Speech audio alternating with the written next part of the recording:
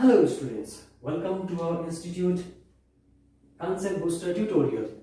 Here today in my class I am going to deal with the subject geography, and for my class I am dealing with the geography first chapter, CBSE class 10 first chapter. Okay, so before going directly to the subject matter, I'll teach you all, I'll ask you some questions. So what are the things that will gonna help in our day-to-day life activities? हामीले humans ले day-to-day life को activities गर्दाखेरि के कुराहरूले हामीलाई help गर्ने गर्छ भन्दाखेरि हामीले फर्स्ट टाइम हामीले के गर्नुपर्छ त भन्दाखेरि चाहिँ पिउँछौँ, पानी पिउँछौँ है, खाना खान्छौँ, त्यसमा के हेल्प गर्ने गर्छ? हामी हिँड्छौँ, कुनै कतै जग्गा जान्छौँ, कतै सुत्छौँ, कतै बसेर पढ्छौँ है. So in our activities, हामीले दिनहुँ गर्ने एक्टिभिटिजमा के हेल्प गर्ने गर्छ? फर्स्ट एन्ड फरमोस्ट थिङ के हेल्प गर्छ? वाटर. हामीलाई के चाहिन्छ पहिला भन्दाखेरि चाहिँ वाटर चाहिने गर्छ. त्यसको बादमा फुड चाहिन्छ है, food. This all are the things. त्यसको बादमा अरू के छ त भन्दाखेरि चाहिँ like trees, then another one animals. यो सबै कुराले पनि हामीलाई के गर्ने गर्छ? हेल्प गर्ने गर्छ. Then another one is humans.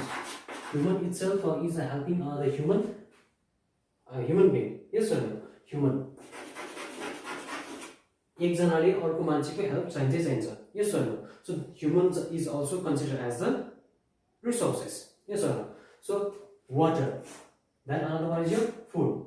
Trees, animals, humans. These all are resources. Okay, which makes our life very comfortable. हामीले जिउनमा धेरै कुरामा हेल्प गर्ने गर्छ, सजिलो बनाउँछ यो कुराहरूले हामीलाई. So this all are the things है. यसमा अझै अरू कुरा एड गर्न पनि सक्छौ तिमीहरूले.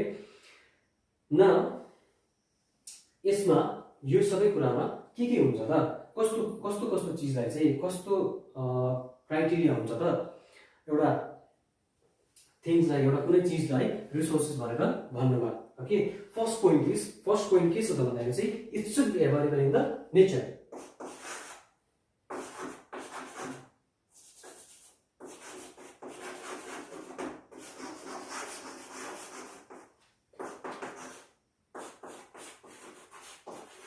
It should be available in nature or environment.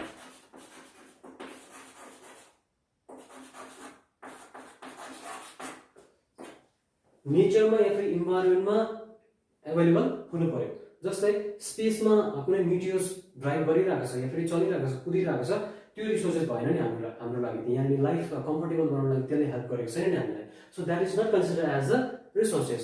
तर नेचरमा, हाम्रो नेचरमा अहिले यहाँनिर अर्थमा जुन चाहिँ चिज एभाइलेबल छ है, जसले चाहिँ हामीलाई जिउनमा हेल्प गरिरहेको छ, जस्तै वाटर भयो, फुड भयो, ट्रिज भयो, एनिमल्स भयो, ह्युमन भयो. This all are the things like stones भयो है.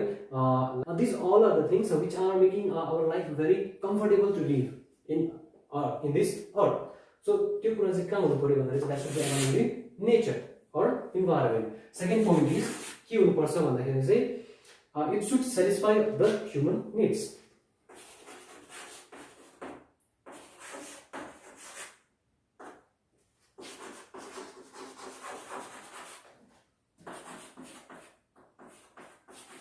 हाम्रो निड्सलाई के गर्नु पर्यो? यसले फुलफिल गर्नु पर्यो. ह्युमनको निड्सलाई सेटिस्फाई गर्न सक्ने हुनु पर्यो. जस्तै हामीलाई तिर्खा लाग्दाखेरि पानी पिउँछौँ, भोक लाग्दाखेरि फुड लिन्छौँ, अनि त्यहाँबाट हामीलाई बस्नुमा, सुत्नुमा, घर बनाउनुमा, सेटलमेन्ट गर्नुमा त्यहाँनिर हामीलाई ट्रिजले धेरै हेल्प गर्ने गर्छ.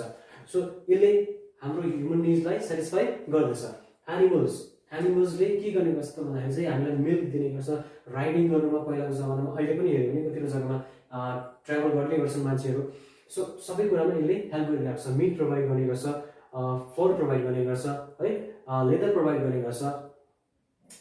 This all are the things which provides. Meat पनि प्रोभाइड गर्ने गर्छ. So it's satisfied our human needs. So यो के भयो भन्दाखेरि चाहिँ it is a resources. And ह्युमन्सले हामीले सबैजनाले गाडी कुदाउनु जान्दैनौँ. सो गाडी कुदाउनु एकजनाले कसैले जान्दछ भने उसले गाडी कुदाएर लगेर कुनै जग्गामा लगेर छोडिदिन्छ. He is also one of the resources. हामीलाई हेल्प गरिरहेको छ नि त. जस्तै तिमीहरूले टिचर पाएको थिएनौ, कसैले पढाउँदैछ, कसैले ट्युसन दिँदैछ तिमीलाई भनेपछि the teacher itself teacher is the resource for you all है स्टुडेन्ट्सको लागि टिचर के भयो त भन्दाखेरि चाहिँ रिसोर्सेस भयो so which is satisfying human needs हाम्रो निड्सलाई के गर्दछ यसले फुलफिल गर्दछ तर यसमा हामीले हेर्नु पर्यो भने चाहिँ आई विल कम लेटर जस्तै कल्चरली एक्सेप्टेबल पनि हुनुपर्छ भनेर भन्छ okay so I will come to that point later so here the third point is technologically accessible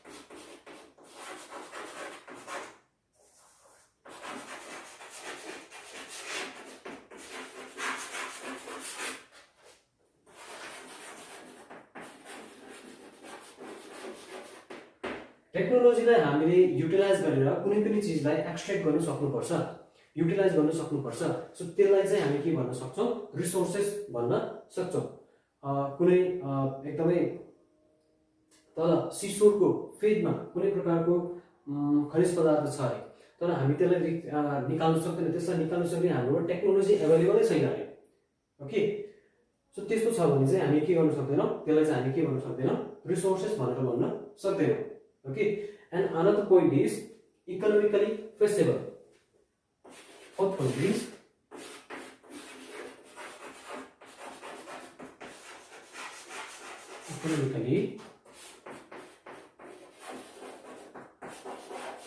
economically feasible हुनु पर्यो पैसा इकोनोमी भनिसकेपछि के को आयो के को कुरा आयो पैसा सो पैसा चाहिँ लिमिटेड पैसा युटिलाइज गरेर चाहिँ त्यसलाई हामी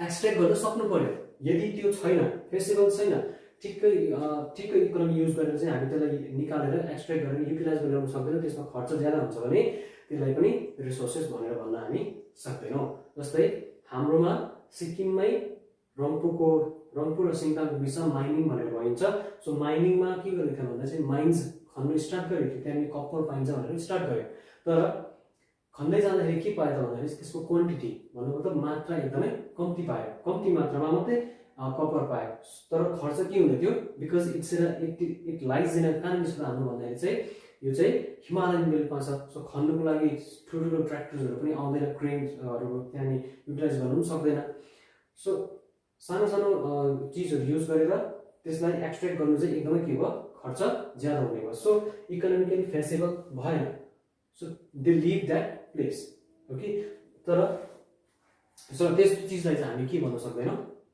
रिसोर्सेस भनेर भन्न सक्दैनौँ okay then another one is यो कल्चरली एक्सेप्टेबल अघि मैले भनेको थियो satisfy human needs but it should be culturally acceptable हुनु पर्यो फिफ्थ पोइन्ट इज यो कल्चरली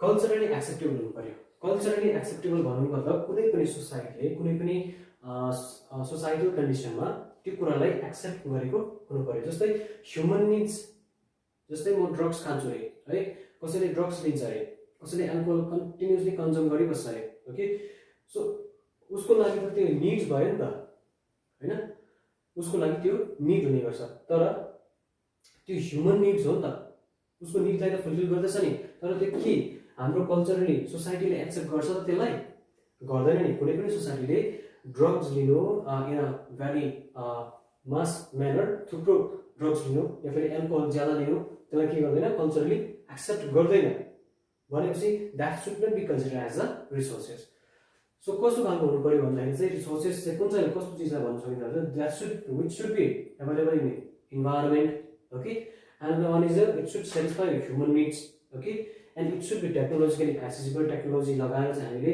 साइन्स एन्ड टेक्नोलोजीको थ्रु त्यसलाई निकाल्न सक्ने स्थिति हुनु पर्यो okay and another one is economically feasible हामीले ठिक्क लिमिटेड पैसा युज गरेर चाहिँ त्यसलाई हामीले एक्सट्र्याक्ट गरेर युटिलाइज बनाउन सक्ने हुनु पर्यो then another one is culturally acceptable कुनै पनि चिजलाई कल्चरली एक्सेप्टेबल त्यहाँको सोसाइटल कन्डिसनले एक्सेप्ट गरेको हुनु पर्यो सो त्यस्तो चिजहरू छ भने चाहिँ त्यसलाई चाहिँ हामी के भन्छौँ त भन्दाखेरि चाहिँ it is termed as a resources okay so यो सबै कुरामा हामीले यहाँ हेर्यो भने वाटरले पनि त्यो कुरा फुलफिल गर्छ है यो सबै कुरामा देन फुडले पनि है ट्रिजले भयो एनिमल्सले भयो ह्युमन्सले भयो this all are satisfying or satisfying this all criteria यो सबै कुरालाई के गर्दछ फुलफिल गर्दछ यो क्राइटेरियालाई फुलफिल गर्दछ so it is considered as a resources okay, this all are the resources. यसमा अझै तिमीहरूले एड गर्न पनि सक्छौ। नाउ ह्युमन बिङ्सले चाहिँ कसरी चाहिँ अब कुन चाहिँ चिजलाई चाहिँ रिसोर्सेस भनौँ अनि कसरी चाहिँ ह्युमन बिङ चाहिँ यसलाई युटिलाइज गर्ने आउँछ त भन्दाखेरि चाहिँ ह्युमन बिङ्सले साइन्स एन्ड टेक्नोलोजीको through science and technology use गरेर नेचरसँग के गर्ने गर्छ भन्दा चाहिँ कन्टिन्युसली इन्टरेक्सनमा आउने गर्छ। सो कन्टिन्युस इन्टरेक्सनमा आएर चाहिँ इन्टरेक्सन भइसकेपछि त्यसको बादमा जुन चाहिँ एक्सट्र्याक्ट गरिन्छ त्यसलाई चाहिँ हामी के भन्छौँ त भन्दाखेरि चाहिँ रिसोर्सेस भनेर भनिन्छ।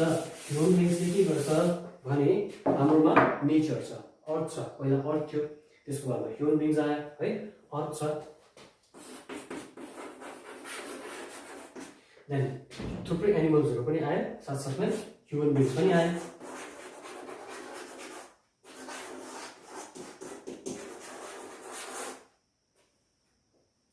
ह्युमन बिङ्स पनि आए, यस। देन आफ्टर द्याट अब ह्युमन बिङ्सलाई थुप्रै प्रकारको चिजहरू चाहिँदै गयो, जस्तै फ्रिक्सन र हिटले गर्दाखेरि चाहिँ अब फायर जेनेरेट हुने गर्छ भन्ने थाहा भयो। भन्नुको त उनीहरूले फुड पकाउन जाने, तर फुड पकाउनुको लागि के चाहियो भन्दा चाहिँ पटहरू चाहियो। सो त्यो बनाउनुको लागि के चाहियो भन्दाखेरि चाहिँ त्यहाँनिर एक्सट्र्याक्ट गर्नु पऱ्यो नि त, कुनै चिज त बनाउनु पऱ्यो, नयाँ चिज बनाउनु पऱ्यो। सो त्यसले गर्दाखेरि चाहिँ नयाँ नयाँ चिजहरू के गर्दै जानु उनीहरूले पट बनायो। सो टेक्नोलोजी, सो जुनै पनि चिज सानो बनिएको छ, एउटा निडल बन्यो या फेरि काँटा बन्यो, कोदालो बन्यो, at that time that is a technology है। टेक्नोलोजीलाई के गर्दैछ भन्दा चाहिँ टेक्नोलोजीलाई के गर्दैछ युज गर्दैछ ह्युमन बिङ्सले। टेक्नोलोजीलाई युज गरेर चाहिँ के गर्ने गर्छ एसिस्ट गर्ने गर्छ। ओके, सो त्यसको बादमा चाहिँ त्यसलाई केमा ल्याउने गर्छ त भन्दाखेरि चाहिँ इन्स्टिट्युसनमा ल्याउने गर्छ। इन्स्टिट्युसन भन्नुभयो त कुनै घर है, कुनै सहर बजार, कुनै गाउँ, कुनै गभर्मेन्ट भयो है, कुनै देश भयो। सो यो सबै कुरामा ल्याएर त्यसलाई युटिलाइज गर्ने गर्छ। देन आफ्टर द्याट मात्रै त्यसलाई के भनिन्छ रिसोर्सेस भनेर भन्न सकिन्छ। And it is been considered as a resources. र कुनै पनि चिज नेचरमा डाइरेक्टली एभाइलेबल छ त्यसलाई हामी डाइरेक्टली रिसोर्सेस भनेर भन्न सक्दैनौँ, किनभने त्यो ह्युमन बिङ्सको लागि युजमा छैन भने त्यो के भएन रिसोर्सेस भएन। कुनै पहाडको भित्र ढुङ्गा छ है, पहाडको भित्रबाट ढुङ्गा छ जसले चाहिँ ह्युमन बिङ्सले के युजै ल्याएको छैन, त्यो के भएन रिसोर्सेस भएन नि त। ओके, कुनै चिज चाहिँ हावामा बसिरहेको छ, माथि मुन छ है, मुनमा गएर मान्छेले के गर्नु सकेको छैन, त्यो रिसोर्सेस भएन नि त ह्युमन बिङ्सको लागि होइन।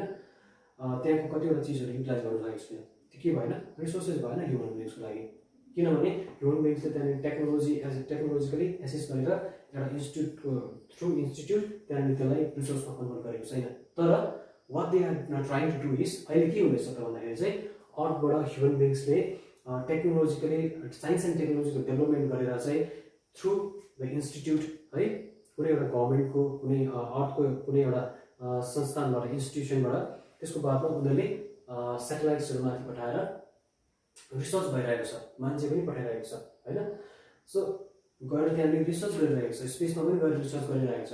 सो के भयो त भन्दाखेरि चाहिँ बिस्तारै बिस्तारै त्यसलाई रिसोर्समा कन्भर्ट गर्ने काम भइरहेको छ। सो जब त्यो ट्रान्सफर्म हुन्छ है, मार्समा वाटर छ कि छैन, वाटरको एभाइलेबिलिटी छ कि छैन भनेर टेस्ट गरिरहेको छ नि, खोजिरहेको छ नि त। If the availability of water will be found out there in the Mars, त्यसको बादमा मान्छेहरूले त्यहाँनिर बस्नु थाल्यो, त्यसलाई युटिलाइज गर्नु थाल्यो भने त्यो at that begins the resources. But अहिले के छैन, मान्छेहरू त्यहाँ बसेको छैन, भन्नुको त that is not a resources for the human being. Got the point.